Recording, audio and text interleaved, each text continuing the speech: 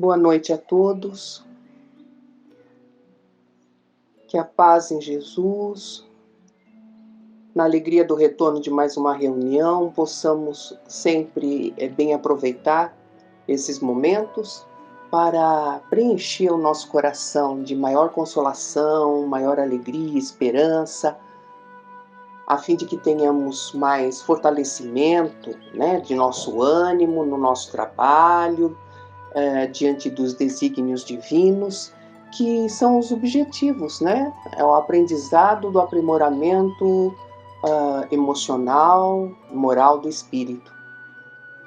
Ao iniciarmos hoje à noite, que sempre temos como tema o Evangelho, Jesus, vamos fazer a nossa prece, elevando os nossos pensamentos ao Pai, que é misericórdia infinita, que nos proporciona possibilidades de aprimoramento muito além daquilo que realmente merecemos. Possamos nós, Senhor, diante dessas provas redentoras, sempre estarmos mais atentos àquilo que necessitamos em nós, em primeiro lugar, para sermos melhores. Que o Teu amor possa aconchegar nossos corações em prece. Que a nossa mentalização possa também envolver aos nossos irmãos em sofrimento, sejam encarnados ou desencarnados. E a nós outros, como trabalhadores da última hora, sejamos sempre prontos a seguir segundo a vossa vontade, Pai amado. Que a Tua paz nos envolva hoje e sempre. Que assim seja. Queridos, para iniciarmos as nossas reflexões da noite diante do Evangelho, hoje não estaremos trabalhando diretamente com o livro Evangelho segundo o Espiritismo, codificado por Allan Kardec, mas de livros associados ao Evangelho, nas palavras sob a psicografia de Francisco Cândido Xavier, e que nos fazem lembrar dos ensinamentos de Jesus no nosso cotidiano, principalmente nas palavras de André Luiz e de Emmanuel. Escolhemos 2 textos que vão nos fazer refletir sobre o que estudamos no Evangelho. O primeiro texto foi retirado do livro Mãos Marcadas, que tem autores diversos, e o tema escolhido foi do Espírito André Luiz, com o nome Comecemos Hoje. Não diga que você pratica as lições do Evangelho ante a luz do Espiritismo simplesmente por debater-lhe os problemas. O que ele quer nos dizer aqui? Que não apenas o estudo do Evangelho faz-nos condição para sermos melhores, não é? A palavra edificante é uma bênção do céu, mas há sonâmbulos do verbo notável sem seres loucos. Frisando o que ele faz refletir-nos aqui, é que é importante estarmos estudando, sim, faz parte primordial do nosso aprimoramento espiritual. Porém, o estudo sem a incorporação do Evangelho em nós é como se nós fôssemos sonâmbulos sem estarmos apresentando os sintomas dos loucos na terra. Continuamos cegos diante daquilo que a gente propõe a realizar, mas não incorpora em si e não realiza de fato, não é? Falam de maneira brilhante, embora dormindo. Em nosso testemunho de aplicação com Jesus, é preciso fazer algo. Acorde, pois, trabalhando. aplicando as palavras de Jesus, nós só estaremos realizando o Evangelho em nós trabalhando. Quando pensamos em Evangelho no trabalho, o trabalho em si não é colocar as nossas mãos na ação em si material, mas também o nosso pensamento, a nossa palavra, né? Que estão tão importantes quanto as atividades nas próprias mãos, não é? Na terra. E ele fala avisando para que a gente trabalhe, dando testemunho daquilo que nós estamos aprendendo com Jesus. Ele vai citando situações. E nós vamos ver que essas situações que ele cita é bastante interessante, porque ele não vai falar da gente desenvolver grande caridade, fazer palestras para a divulgação da doutrina espírita em todas as regiões, fazer-se presente dentro das instituições religiosas. Isso também é importante, mas não é o suficiente. Vejam o que ele nos coloca. Lembre-se de que o próximo espera por seu auxílio. Mexa-se de algum modo para ajudar. Como é que nós vamos auxiliar o nosso próximo sem ser necessariamente entregando um pedaço de alimento ou uma remuneração que o auxilie temporariamente? Ele vai citando.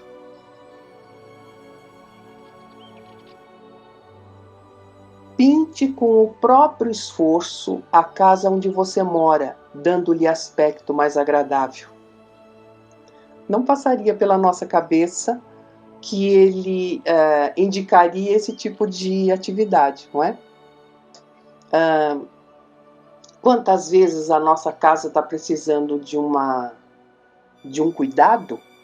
E a gente acaba deixando esse cuidado no nosso próprio lar, porque nós dizemos que nós estamos muito atarefados com atividades que são fora dela. Lave a louça da mesa que o serviu. Isso é caridade. Caridade dentro de casa. Iniciamos o nosso trabalho do Evangelho com Jesus, principalmente dentro de casa. Se nós não estivermos fazendo esse tipo de coisa para nós mesmos aprendermos no nosso dia a dia a sermos fraternos, como é que a gente quer ser fraterno lá fora? Limpe uma ferida que sangra. Muitas vezes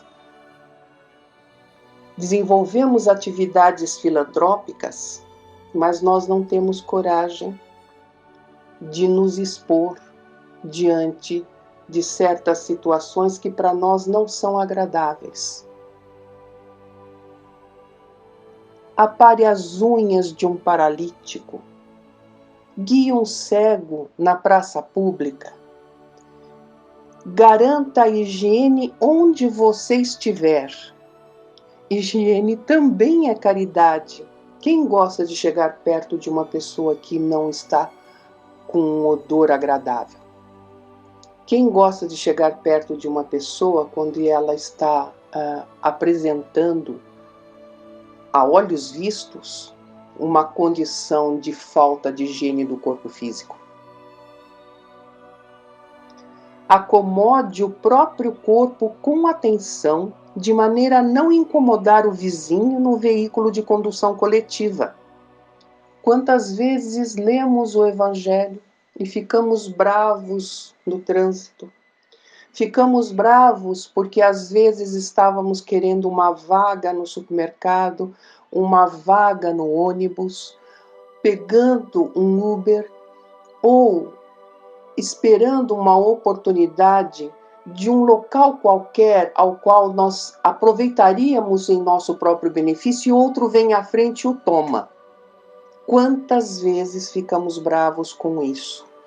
Então, André Luiz nos levanta condições simples do dia a dia, falando que quando a gente estiver num lugar público, façamos as nossas obrigações sem incomodar ao máximo o vizinho. Evitemos de fazer no próprio trânsito, quando estamos dirigindo, aqueles cortes entre os carros porque nós nos sentimos angustiados, ansiosos diante de um trânsito que fica parado. Quantas vezes diante do tempo, e essa desculpa que utilizamos para que nós passemos um sinal vermelho, quantas vezes a gente não tem paciência de esperar na última hora, mesmo que o semáforo esteja colocando o aviso de uma pessoa estar atravessando na faixa um pouco mais devagar, com menos atenção, ou uma criança que às vezes por falta do exercício do atendimento de um adulto possa fazer uma atitude de risco. Ele nos chama a atenção nesses procedimentos.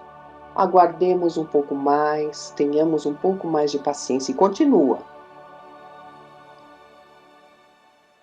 Carregue uma criança de colo para que essa ou aquela mãezinha fatigada descanse por alguns minutos. Nós sabemos que hoje, por nossa preocupação de tanta violência, às vezes a gente deixa de fazer isso acreditando que uma pessoa possa achar que nós tenhamos más intenções ao fazer esse tipo de atitude, não é? Ajudar alguém quando alguém está cansado. Empresta aqui a sua sacola para que eu te ajude a carregar, ou uma criança quando está perto, né? Mas, quando nós percebemos que é possível fazer isto sem que a pessoa se sinta em perigo, nós podemos fazer como uma questão de delicadeza, de educação.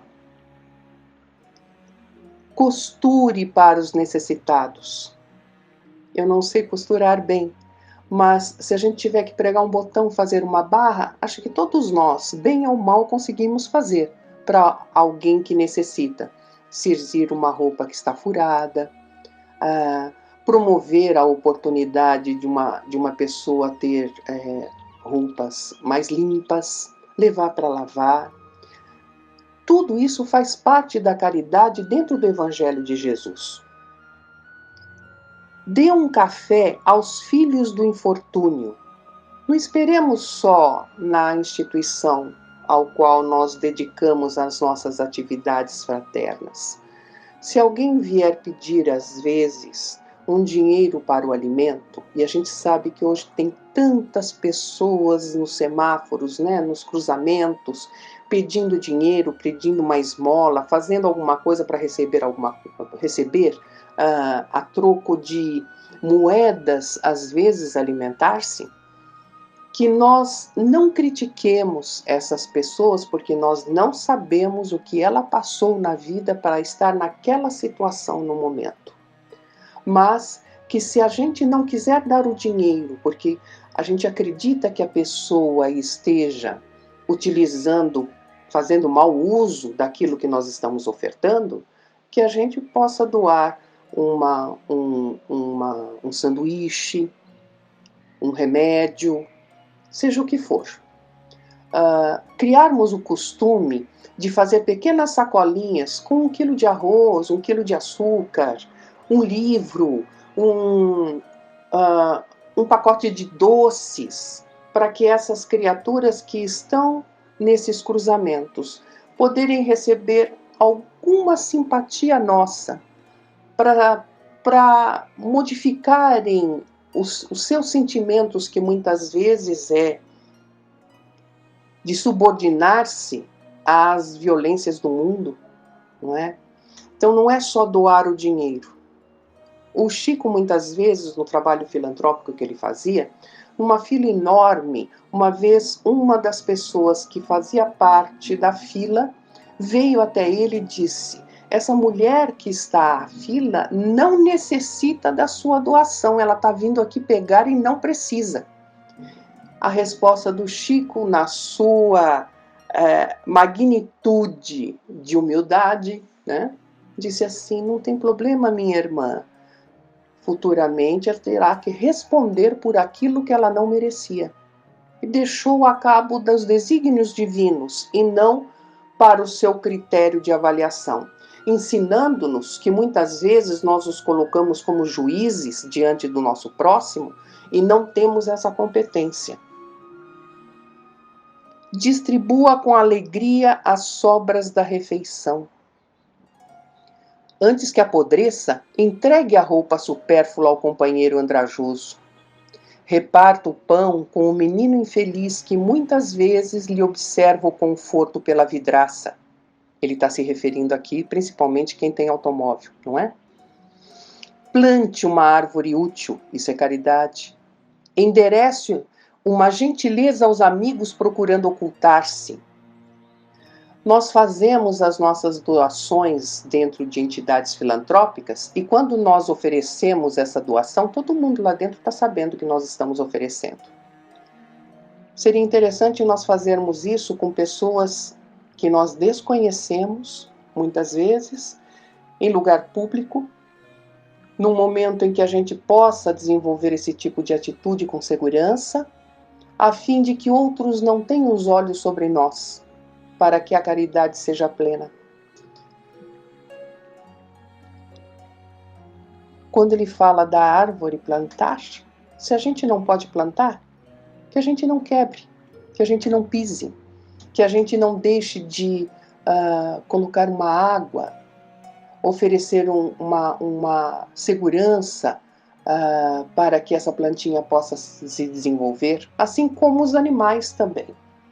Hoje em dia, os animais estão sendo mais protegidos diante da visão humana, mas ainda há tanto por fazer, né? Que nós não judiemos das criações, que são criaturas que estão sobre nossa tutelagem, né? Jesus manda amar a todas as criaturas. E o Chico, em especial, diz que nós temos a obrigação de vermos a oportunidade de estar auxiliando, assim como se fôssemos anjos da guarda. Não comparando os animais como se fossem humanos. Porque muitas vezes damos determinadas regalias aos animais que não são tão necessárias assim para eles.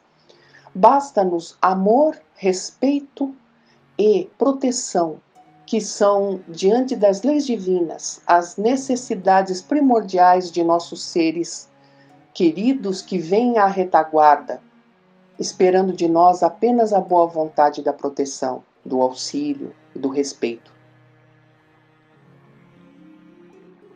Estenda abraços fraternos, ainda mesmo por um simples momento, aos que forem surpreendidos pela enfermidade na rua.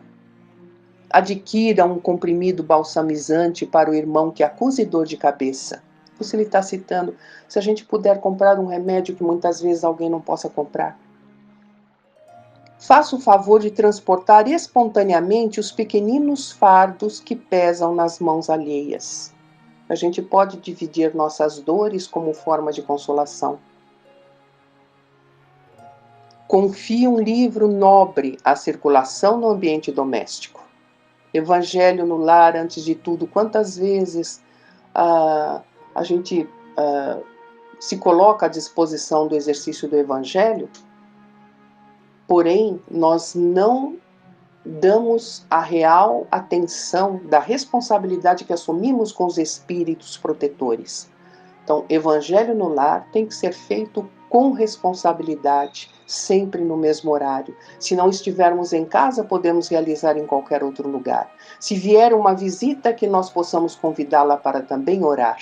Se atender um telefone, pedimos a licença para que aguardem um pouquinho, que ao terminar o Evangelho podemos atender. E assim por diante, que façamos de regra para o atendimento de nosso próprio equilíbrio, do equilíbrio de nosso ambiente doméstico, o Evangelho no lar.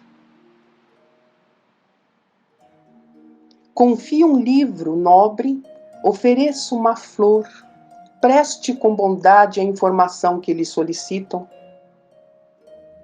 Dê alguns cruzeiros, na época para ele era cruzeiros, né? Em favor das boas obras, sem a preocupação de fiscalizar. Quantas vezes a gente dá o dinheiro com a intenção de dizer, mas a pessoa é idônea para poder realizar o que ela está propondo? Se estamos doando, se a pessoa não realizar aquilo a que se propõe, ela responderá perante as leis divinas e não a nós. Nós temos que ter a nossa responsabilidade, que é o oferecimento. Comecemos agora. Não creia que o barulho de fora consiga despertar-nos. Ante a pressão externa, mais se esconde a tartaruga na carapaça. Olha a comparação que ele faz. Quanto mais barulho a gente vê lá fora de muita gente, de vez da gente querer poder participar, a gente está acabando se escondendo, né? Em nossa própria circunstância de proteção. A gente diz, eu não posso, porque eu não tenho merecimento, porque eu não estou à altura, porque eu não consigo, porque eu não tenho tempo. E assim, tantas desculpas faz a gente perder tempo precioso aqui na Terra, que muitos espíritos estão aguardando para que possam realizar a sua passagem educativa, o seu exercício de aprimoramento, que a gente possa bem aproveitar. Hoje você enriquece o serviço do Senhor com alguma coisa. Amanhã, porém, o serviço do Senhor será tesouro crescente em seu caminho. Que o Evangelho de Jesus possa estar em nossos corações, não nas grandes propriedades, nas grandes construções, nas posições de elite, na fala fluente ou no pensamento culto, mas no exercício de nosso dia a dia para com todas as criaturas, principalmente dentro do nosso lar, onde nos propomos e prometemos estar trabalhando os nossos sentimentos para que antigos desalinhos do passado sejam acertados nesta vida. O quanto é importante a gente estar lendo essas mensagens, principalmente no Evangelho do Lar, né? O Evangelho do Lar, a gente faz com que essa forma de pensar, na leitura que fazemos, mudemos a nossa sintonia, equilibrando melhor o ambiente. E para dar continuidade a esse estudo, nós pegamos também um outro tema, aí nas palavras de Emmanuel, no livro Construção do Amor, em que o texto chama-se Apelo. Aí ele diz assim: meus amigos, não basta recolher os frutos do caminho. É necessário fazer luz dentro dele para que não nos percamos nas trevas. O que o André Luiz falou para a gente na simplicidade, vamos começar o trabalho do Evangelho de Jesus em nós nas pequeninas coisas. O Emmanuel reforça novamente, olha, se não estiver em nós, não adianta recolher os frutos do caminho. As trevas ainda estão em nosso ser. Amealhar os benefícios imediatos do Espiritismo, procurando-lhe as gratificações consoladoras, será compreensível para nós todos, mormente na hora escura que a Terra vai atravessando no inquietante período de transição da atualidade. Olha, há quantos anos atrás já foi escrito este livro e parece que foi escrito ontem, não é? Ele fala, vai atravessando na inquietante período de transição da atualidade, que nós tenhamos condição consoladora, gratificada dentro da doutrina espírita, com os nossos posicionamentos de renovação espiritual. Entretanto, não basta fartar-se a alma de reconforto superficial, de vez que o alívio nem sempre significa solução. O alívio de uma dor não significa solução de aprimoramento espiritual. Quantas vezes, ao ser evitado alguma intempérie, alguma dor qualquer em nossas vidas, nós achamos que realmente nós merecemos, porque fizemos por merecer aquele atendimento espiritual que pudesse nos proteger. Ele está dizendo aqui, não é o suficiente. não será a solução. Muitas vezes, pela nossa insignificância, por vacilarmos muitas vezes diante das provas, aqueles amigos espirituais que bondosamente nos amparam diariamente rogam em nosso intermédio, em favor por nós, para que tenhamos atenuando um pouco as nossas provas, as nossas dores, para que a gente possa ter maior força, criar maior ânimo. Mas isso não é a solução. É preciso que um dia estejamos fortes o suficiente para que não encontremos mais empecilhos em nós mesmos. Saibamos aproveitar as graças e os favores da doutrina de amor, que nos enriquece de conhecimento e esperança, plasmando no espírito a renovação que nos é indispensável. Novamente, ele reforça o que o André Luiz falou.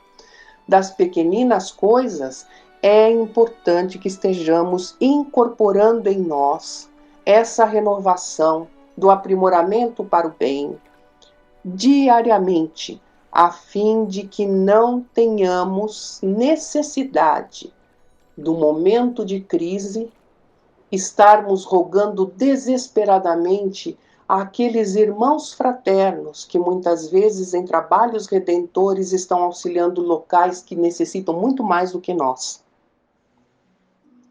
Para isso, descurar o Evangelho será esquecer a escola e menosprezar a lição. Não é deixar o Evangelho de lado, nunca, em momento nenhum.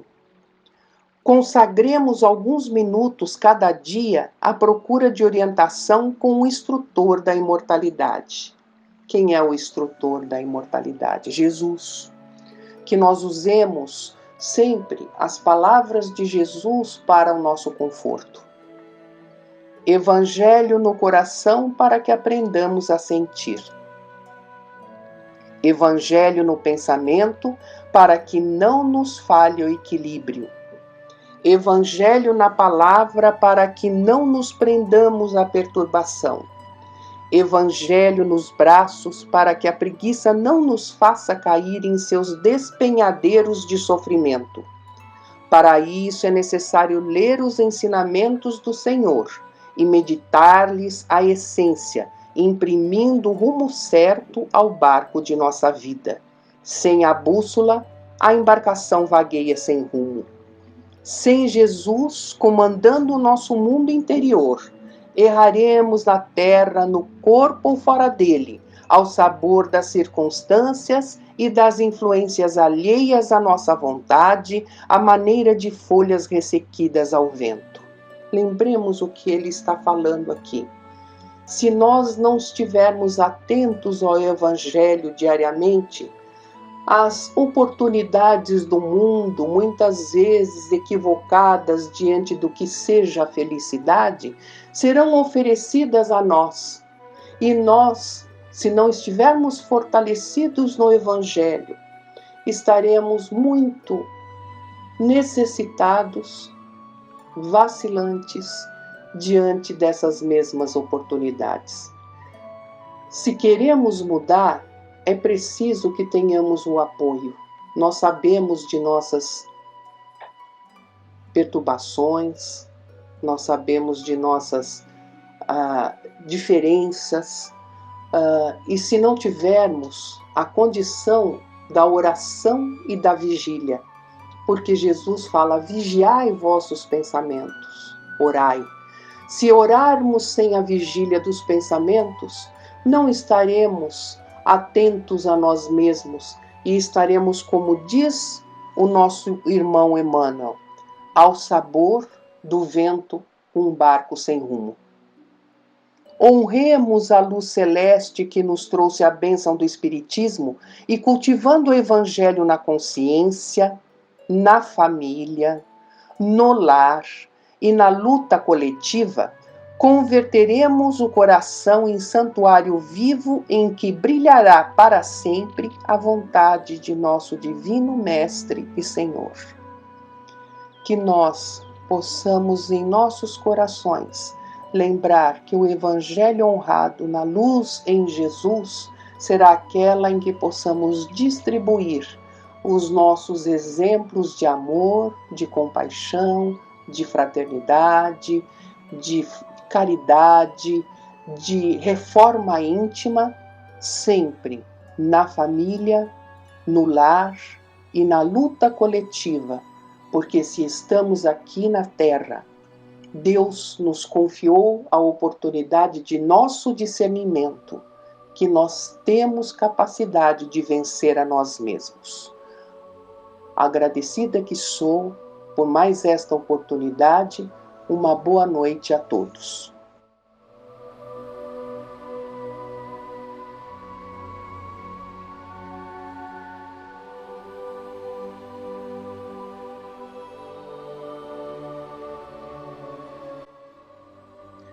Boa noite a todos. Nós trouxemos hoje do livro Estante da Vida, que é um livro de mensagens do Irmão X pela psicografia de Chico Xavier. E aqui ele traz no capítulo 40 um texto que chama Por que, Senhor? Ele nos retrata aqui um diálogo entre Nicodemos e Jesus. Então ele nos diz: E Nicodemos, o grande Nicodemos, os dias primeiros do Evangelho, passou a nos contar. Depois da aparição do Senhor aos 500 da Galiléia, certo dia ao entardecer, detive-me à beira do lago de suas pregações, rogando a ele, a Jesus, que me dissipasse as dúvidas. Ante os ensinamentos divinos, eu experimentava o entrechoque em torno das ideias de justiça e misericórdia, responsabilidade e perdão. De que maneira conciliar o bem e o mal? Como estabelecer a diferença entre o prêmio e o castigo? Atormentado perante as exigências da lei de que eu era intérprete, supliquei-lhe a palavra, e eis que de súbito o excelso benfeitor apareceu junto de mim. Prostrei-me na areia e Jesus, aproximando-se, tocou-me de leve a cabeça fatigada e inquiriu, e me perguntou: Nicodemos, o que pretendes de mim? Senhor, lhe expliquei, eu tenho o pensamento em fogo tentando discernir sobre retidão e delinquência, bondade e correção. Por que te banqueteastes com os pecadores, Por que fez ali uma refeição, uma ceia junto aos pecadores? E tantas vezes te referistes quase rudemente aos fariseus leais seguidores de Moisés? Acaso essas pessoas de vida impura estão erradas e aquelas outras, os fariseus, que se mostram tão fiéis à lei? Vou repetir. Acaso estão certas as pessoas de vida impura e erradas aquelas outras que se mostram fiéis à lei? Ou seja, será que os pecadores com que Jesus ali teve um banquete estão corretas, estão errados os fariseus que são aparentemente tão seguidores às leis? Jesus respondeu com inflexão de brandura inesquecível: Eu nunca disse que os pecadores estão no caminho justo, mas afirmei que não vim ao mundo socorrer os sãos, mas sim os enfermos. Quanto aos princípios de santidade, o que dizer dos bons que detestam os maus? O que dizer dos felizes que desprezam os infelizes? Se todos somos filhos de Deus, de que serve o tesouro enterrado ou o livro escondido no deserto? Então esse banquete que ele se refere era o momento em que Jesus ali havia feito uma refeição com os publicanos, que eram coletores de impostos, que eram odiados ali pelos judeus. E então isso incomodou muita gente. Os próprios apóstolos, alguns se perguntaram por que Jesus estava ali almoçando com esses coletores de impostos, com o que eram considerados pecadores ali pelos sacerdotes. E Jesus dá um exemplo muito interessante de que ele estaria em qualquer lugar onde haviam pessoas necessitadas ali do amor, da palavra dele, onde qualquer oportunidade em que ele pudesse ensinar ali o Evangelho, ali ele estaria, independente da condição social de quem quer que fosse. Tanto que ele fala: eu não vim para os sãos, mas eu vim para os doentes. Então, é uma lição muito interessante, muito rica, desse amor incondicional, desse amor que não tinha preconceito, mas, como foi dito, qualquer lugar onde havia ali alguém disposto a ouvir a palavra do Evangelho, onde ele pudesse esclarecer ali o Evangelho, levar o consolo, a esperança, despertar ali qualquer coração já sedento da palavra do Evangelho, ali ele estaria. Então, quando ele diz, o que dizer dos bons que detestam os maus? Ou seja, aquele que realmente é bom, que conquistou essa bondade, ele jamais detesta o mal. Pelo contrário, ele pode até não concordar, ele pode não ser conveniente com aquilo que alguém faça de mal, mas ele não detesta. Pelo contrário, ele não concorda, no entanto, ele pede a Deus, ele vibra, ele ajuda naquilo que for possível para que esse que está longe do caminho do bem, para que também ele se torne ali uma pessoa boa, né? Então, dentro desse conceito, é inadmissível que alguém que se diz, eu sou uma pessoa que tem um coração puro, detestar ali uma outra pessoa.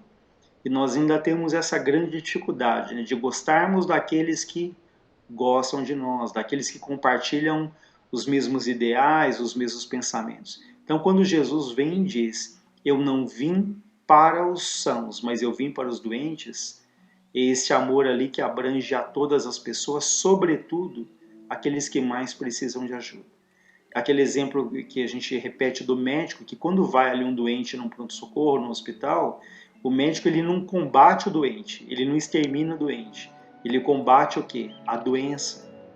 Ele quer que se restabeleça a saúde, o equilíbrio orgânico. Então, da mesma maneira, Jesus ele jamais combate aquele que ele não combate, poderíamos usar uma expressão, ele não combate o pecador, ele combate o pecado, né? Ele trata para que aquele homem, aquele espírito, ele volte ali, ele se reencontre, ele volte ali para o caminho do bem. E como ele diz, de que serve um tesouro enterrado ou um livro escondido no deserto? Ou seja, se alguém ali traz algo que possa ser compartilhado, que possa ajudar outro, né? Alguém que traga ali a inteligência, que traga ali a saúde, que traga ali a riqueza, de que vale isso, se isso às vezes é como um tesouro enterrado, que ninguém sabe, que ninguém usufrui daquilo? Ou de que vale um livro escondido no deserto? Às vezes a gente até não esconde, mas nós partilhamos para o nosso círculo mais próximo, para os nossos familiares, para aqueles que temos maiores afeições, né? Então é um convite para que dentro desse contexto, se temos ali pequenos tesouros, né, pequenas reservas que possam ser ali distribuídas, eu não estou falando aqui não necessariamente da questão material, mas as reservas ali de paciência, as reservas de compreensão, as reservas de silêncio, né, as reservas do olhar para o outro. Se temos essas pequenas reservas, também nos cabe compartilhar com aqueles que a vida vai colocando ali no nosso caminho. E no outro momento, Nicodemos pergunta, Messias, né, por que dispensastes tanta atenção a Zaqueu, o rico, a ponto de lhe compartilhares a mesa, sem visitar os lares pobres que lhe circundam, né, que estão ali em torno da moradia? Aqui é uma referência àquele episódio em que Jesus, numa das suas pregações, ele vê um homem pequeno, de baixa estatura, em cima de uma árvore. Imediatamente Jesus já reconhece ali que era Zaqueu, que era um publicano, que era um chefe ali dos cobradores de impostos, odiado também, né, por essa função, que eram impostos altíssimos. Enfim, era alguém que tinha ali, era um homem rico, porém já era ali um homem que trazia de uma maneira mais intensa esse desejo do Evangelho. Jesus já tocava profundamente ali o coração dele, a ponto dele se arriscar até, porque ele estava no meio ali em que ele podia ser muito hostilizado pela condição financeira dele, por ser detestado. No entanto, ele vence esse medo, ele sobe numa árvore porque, como ele era de baixa estatura, ele não teria condições de visualizar Jesus naquela multidão enorme que seguia Jesus já naquele momento. Então Jesus diz a ele, Zaqueu, desce, hoje estarei na sua casa, e de fato Jesus vai ali fazer a refeição na casa de Zaqueu, e muitos, né, estranhavam, poxa, por que Jesus foi na casa de um homem rico e não foi na casa de tantas pessoas pobres que moravam ali naquela região? Então Jesus diz, estive com a multidão desde as notícias iniciais do reino. Ou seja, desde o início das pregações, Jesus sempre esteve junto às multidões, sempre. Né? Relativamente a Zaqueu, ele é um rico que deseja instruir-se. E furtar a lição, ou seja, negar a lição, aqueles amigos a quem o mundo apelida de ávaros, né, de apegados ao dinheiro, é o mesmo que recusar um remédio a um doente. Então vejam que é interessante isso, a gente vê a atitude de Jesus ali, naquele momento, indo para a casa de uma pessoa rica, um coletor de impostos, e aquilo chocou muitas pessoas na época. E hoje também isso acontece, às vezes a gente tem uma pessoa que ela faz uma série de coisas que são positivas, que são boas, no entanto, se essa pessoa faz alguma coisa que aos nossos olhos aquilo é condenável, nós imediatamente já julgamos, já rotulamos essa pessoa. Fico pensando como seria hoje isso acontecendo com Jesus. Ele, naquela multidão de tantas pessoas pobres, ele indo almoçar com uma pessoa rica, né? Na era do Facebook, das redes sociais, imagina as manchetes, né? Como que o Filho de Deus despreza os pobres, mas como ele mesmo diz, incontáveis momentos, na esmagadora maioria ali das vezes, ele estava com a multidão, ele estava com os mais simples, mas é como foi dito no ponto anterior, qualquer oportunidade de aprendizado que Jesus poderia se valer, ele fez, independente ali da classe social, né? Mas é o exemplo de que esse acolhimento que ele tem para todos nós e que desejamos ali, que buscamos de alguma maneira sermos ali pessoas melhores, que estamos tentando isso, né? E no outro momento, Nicodemos pergunta, e as meretrizes, Senhor, por que as defendestes? Jesus responde, Nicodemos, na hora do juízo divino, muitas dessas mesmas desventuradas, né, infelizes mulheres, que agora censuras, ressurgirão do lodo da angústia limpas e brilhantes, lavadas pelo pranto e pelo suor que derramaram, enquanto aparecerão pejados, né, cobertos de sombra e lama, aqueles homens que lhe prostituíram a existência, depois de lhes abusarem da confiança, lançando-as à condenação e enfermidade. Então julgamos ali tão intensamente também como ele, as meretrizes, as prostitutas, mas ele fala quantas dessas mulheres, depois do desencarne, elas podem ressurgir limpas e brilhantes, lavadas pelo pranto e pelo suor. Ou seja, nós não sabemos a história que levou essas mulheres a viverem naquela vida, quais as angústias, quais as lutas, né? Alguns casos ali pela própria sobrevivência dos filhos, né? Outras não, né? A gente não está generalizando, mas enfim, nós desconhecemos ali a história de cada um. Enquanto ele fala que muitos ali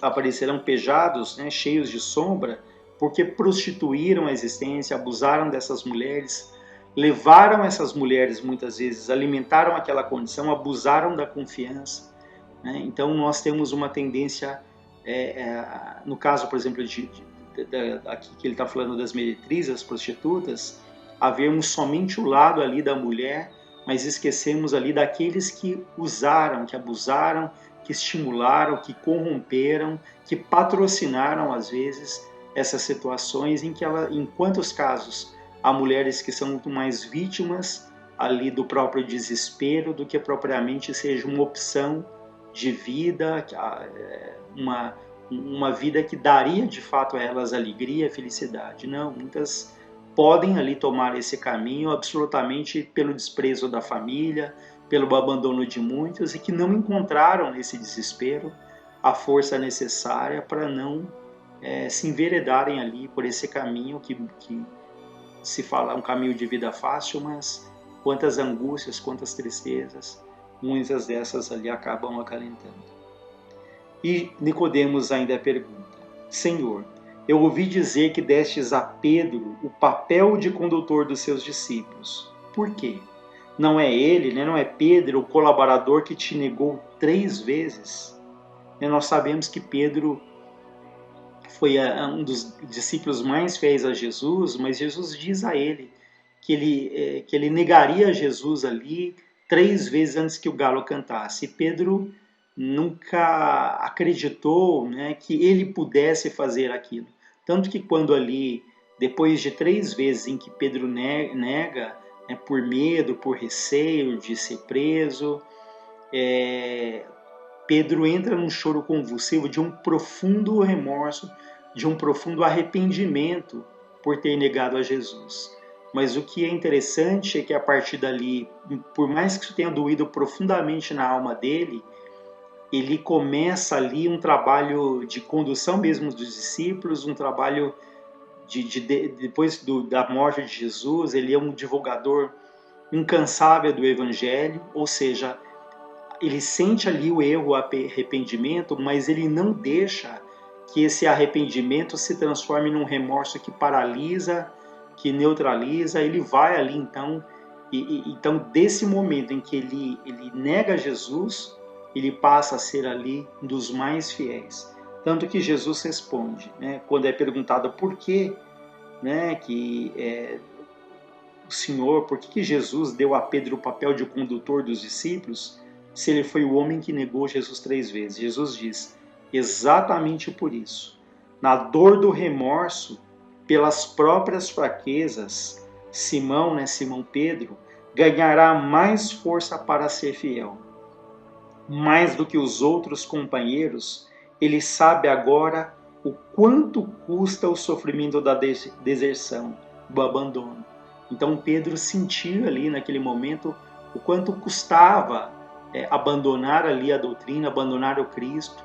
Então, mas ele converte isso em um impulso, em uma alavanca que a partir dali faria dele um homem extremamente fiel, um homem extremamente dedicado, que ali ajudou demais na difusão do Evangelho após a morte do Cristo, levando ali, propagando, dando continuidade a tudo aquilo que ele tinha ouvido da boca de Jesus, mas sobretudo de todas as vibrações que ele havia sentido na presença do Mestre, e ele então tem esse trabalho dessa continuidade tão importante do Evangelho do Cristo. Nicodemos ainda pergunta: Mestre, e os ladrões do último dia? Por que te deixastes imolar entre 2 malfeitores? Por que assegurastes a um deles o ingresso no paraíso junto de ti? Quando Jesus fala ali por um dos ladrões, né, ainda hoje estarás comigo. E Jesus diz: como pode julgar apressadamente a tragédia de criaturas cuja história não conheces desde o princípio? Quantas vezes nós julgamos alguém pelo que estamos vendo, pela nossa dedução, pela nossa percepção, mas não sabemos qual é a história dessa pessoa, qual foi a infância, quais as lutas que ela teve, quais as influências que ela teve. Jesus continua dizendo: eu não acoberto os que praticam o mal. No entanto, é preciso saber até que ponto alguém terá resistido a uma tentação e a um infortúnio para que se lhe meça o tamanho da falta. Então vemos alguém cometer uma atitude que é reprovável, mas até que ponto essa pessoa lutou, né? Quantas inúmeras situações ela pode ter resistido até aquele momento em que ela falhou.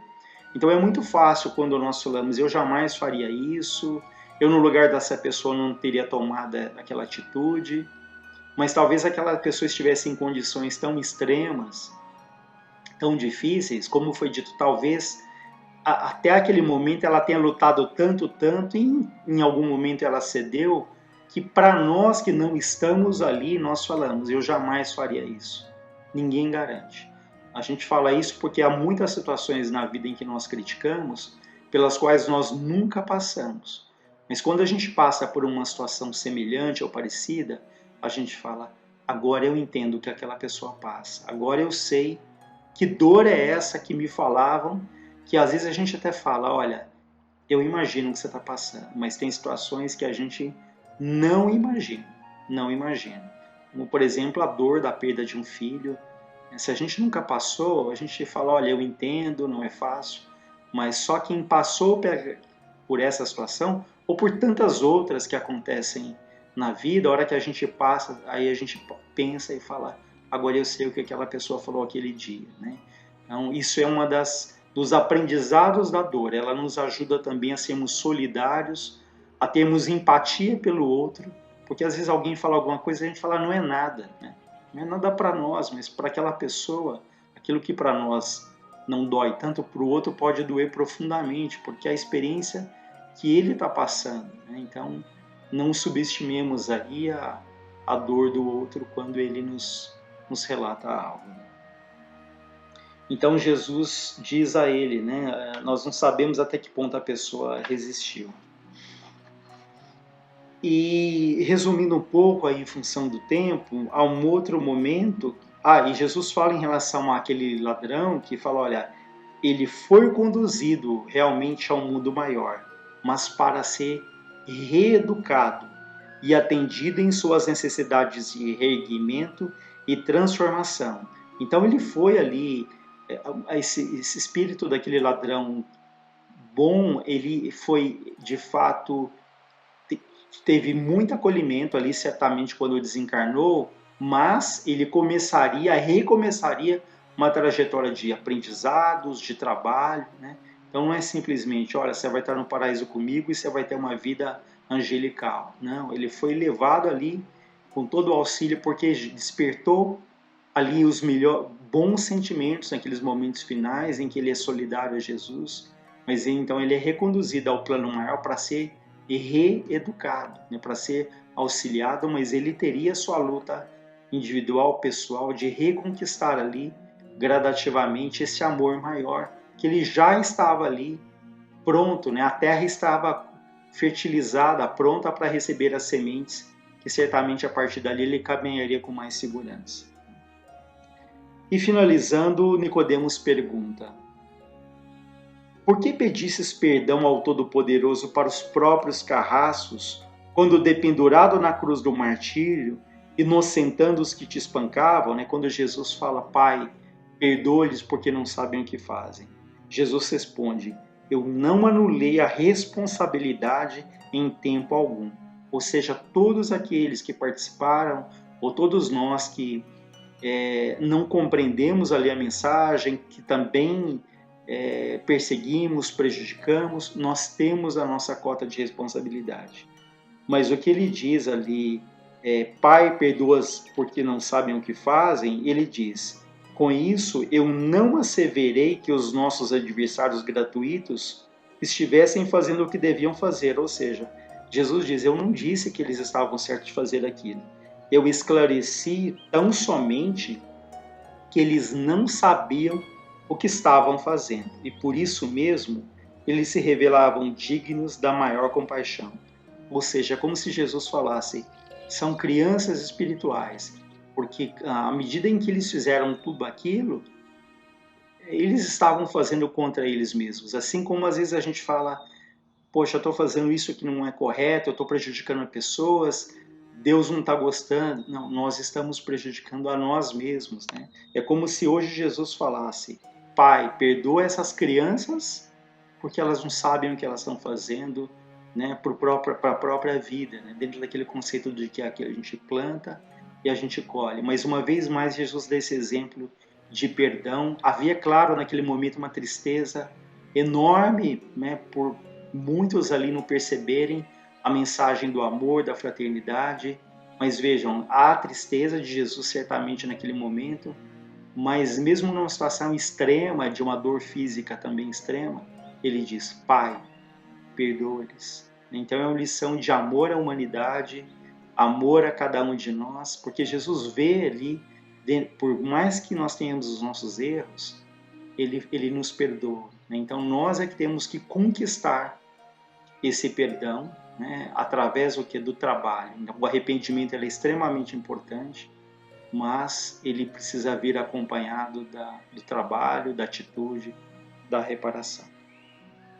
A gente encerra por aqui em função do tempo, sempre gratos a Deus, a Jesus, e que Deus ilumine a todos nós, a todas as famílias da terra, a todos os que sofrem do corpo e da alma, a todos os obsessores e obsediados.